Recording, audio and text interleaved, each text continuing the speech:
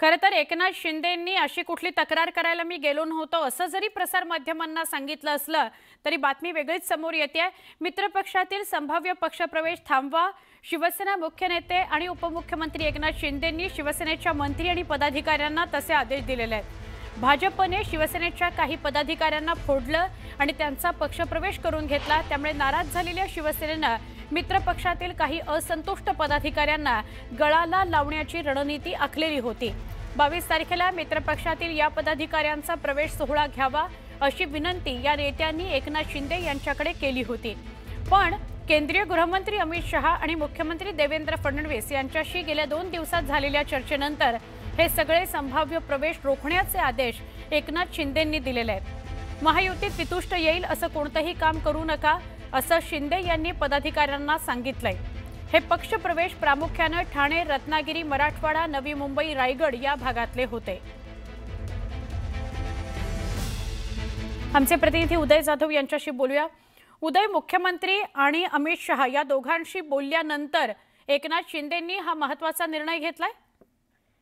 अगदी बरोबर, आपण पाहतोय काल केंद्रीय गृहमंत्री अमित शहा यांच्यासोबत उपमुख्यमंत्री एकनाथ शिंदे यांची महत्त्वाची बैठक झालेली आहे। तब्बल 50 मिनिटं ही बैठक झाली होती आणि बैठकीमध्ये समन्वय जो आहे तो साधण्यात आलेला आहे। महायुतीचा धर्म पाळण्याचे आदेश जे ते देण्यात आलेले आहेत। त्यामुळेच आता एकनाथ शिंदे यांनी त्यांच्या पक्षातील सर्व मंत्री आणि नेत्यांना सांगितलेलं आहे की महायुतीतील मित्रपक्षातील जे अधिकारी आहेत त्यांना पक्षप्रवेश द्यायचा नाहीये।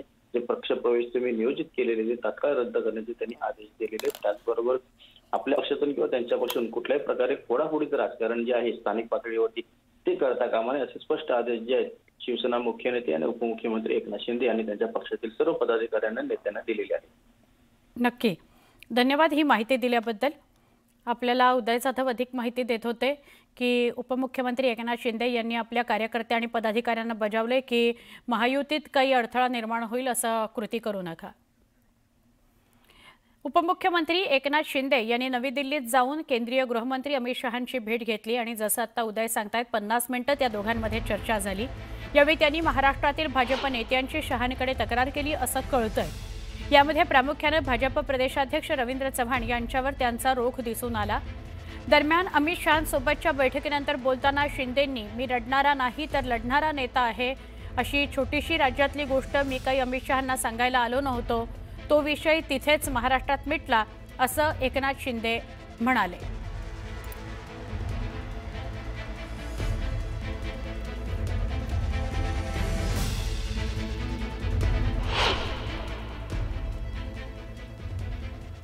अमित शहांकडे शिंदेंनी काय गारहाणं मांडलं बघा। खासदार श्रीकांत शिंदेंच्या मतदारसंघातील शिवसेना नेते गळाला लावले।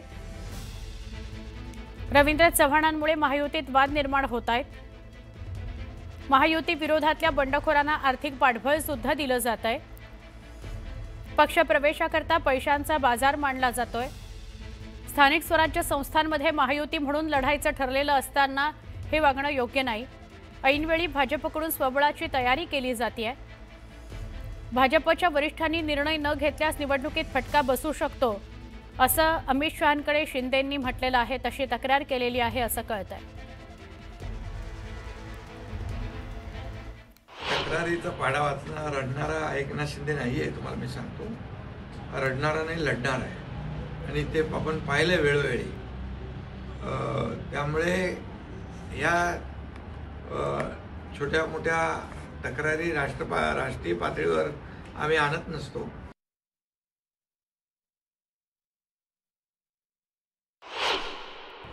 ज्या नगरपालिका किंवा स्थानिक स्वराज्य संस्थांचे जे प्रश्न आहेत हे इथे राष्ट्रीय स्तरावर आणण्याचा काही विषयच नसतो। त्यामुळे आम्ही काल मुख्यमंत्र्यांच्या बरोबर बसलो, चर्चा झाली। त्यामधून एवढंच ठरलं की महायुतीला कुठेही गालबोट लागणार नाही, महायुतीमध्ये कुठेही मतभेद होणार नाही याची काळजी प्रत्येक पक्षाने घेतली पाहिजे आणि तशा प्रकारच्या सूचना प्रत्येक पक्षाच्या प्रमुखांनी दिल्या पाहिजे अशा प्रकारची चर्चा झाली आणि त्यामुळे तो विषय जो आहे तो काल तिकडे संपलेला आहे, तो दिल्लीचा विषय नाही आहे। मात्र नाराजी दूर झाली नाही, नाराजीचा हा विषय इथं नव्हताच मुळात। त्यामुळे तो विषय जो होता तो महाराष्ट्र स्तरावरचा आणि स्थानिक पातळीवरचा होता, तो राष्ट्रीय पातळीवरचा विषय नव्हता। रवींद्र चव्हाणांची खास करून रवींद्र चव्हाण जे प्रदेशाध्यक्ष आहेत त्यांच्या भूमिका त्यांनी ज्या पद्धतीने पक्षप्रवेश केले, तुमच्या पक्षात ज्या तुमच्या उमेदवारांनी ज्यांचा पराभव केला होता त्यांना पक्षात घेऊन ताकद देण्याचं काम केलं. अरे बाबा झालं ना ते काल, विषय संपला तो इथे विषय दिल्लीत नाहीये. तुम्ही आता दिल्लीत आहात का मुंबईत आहात? नाही, आम्ही दिल्लीतून मुंबई बघतो सर.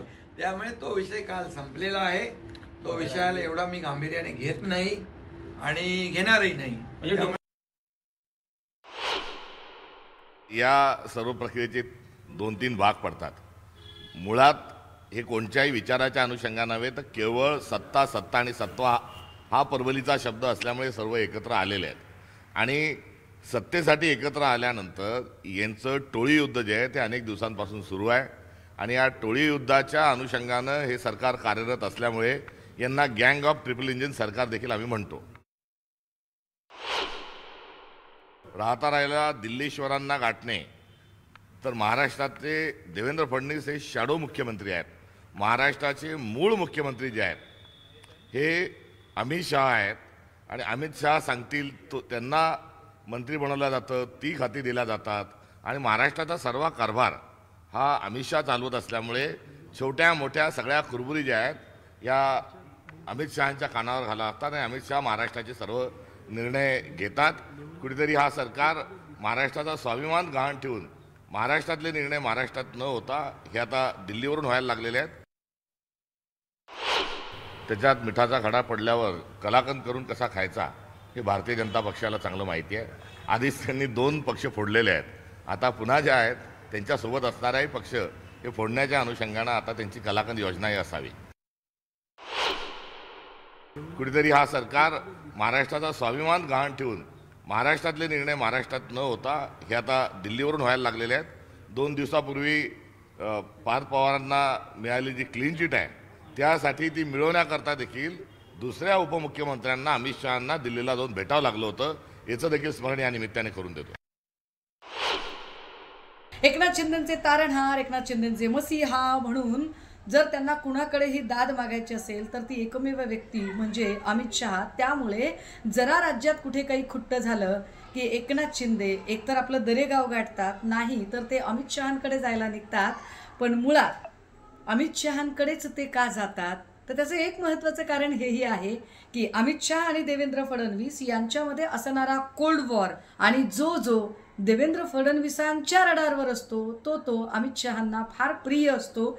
याच न्यायाने जर रवींद्र चव्हाणांनी आमची माणसं फोडलेली असतील तर याची दाद कुणाकडे मागायची म्हणून कदाचित ते तिकडे गेलेले असतील. मुलुक महाराष्ट्राची सुरुवात आपण नवी दिल्लीतल्या एका घडामोडीनं करूया. बुधवारी एकनाथ शिंदेंनी केंद्रीय गृहमंत्री अमित शहांची भेट घेतली आणि त्यांच्या समोर राज्यातल्या राजकीय घडामोडींबाबत तक्रारींचा पाढा वाचला असं कळतंय. यावर आता अमित शहांनी एकनाथ शिंदेंची मनधरणी केल्याची माहिती सूत्रांकडून मिळतेय. महाराष्ट्रातील घडामोडींकडे माझं लक्ष असून महाराष्ट्रातील बऱ्याच गोष्टी मला माहिती आहेत. तसंच तुम्ही एनडीएच्या घटक पक्षाचे प्रमुख आहात, त्यामुळे तुमचा योग्य सन्मान राखला जाईलच असं आश्वासन केंद्रीय गृहमंत्री अमित शहांनी एकनाथ शिंदेंना दिलंय असं कळतंय. सूत्रांकडून ही माहिती मिळतेय. त्यामुळे एकूणच आता शिंदे आणि शहांच्या भेटीनंतर राजकीय वर्तुळात चर्चांना उधाण आलेलं आहे. अमित शहा यांनी एकनाथ शिंदे यांना आश्वस्त केलेलं आहे तुम्ही एनडीएचा प्रमुख घटक पक्ष आहे, त्यामुळे तुमचा योग्य महाराष्ट्रातल्या घडामोडींवर बारीक लक्ष असल्याचं देखील अमित शहांनी सांगितल्याचं कळतं. अब मारा तो मारा फिर से मार के देख हे जे आपण गल्ली चौकात जे ऐकत होतो त्यातलाच हा प्रकार आहे. प्रत्येक गोष्ट हे अमित शहांपर्यंत जाणं याचाच अर्थ सगळं हे गुन्हागोविंदाने चाललेलं नाही, तर एक मोठा टोळी युद्ध हे महाराष्ट्राच्या सरकारमध्ये सुरू आहे याचाच तो दुसरा नमुना.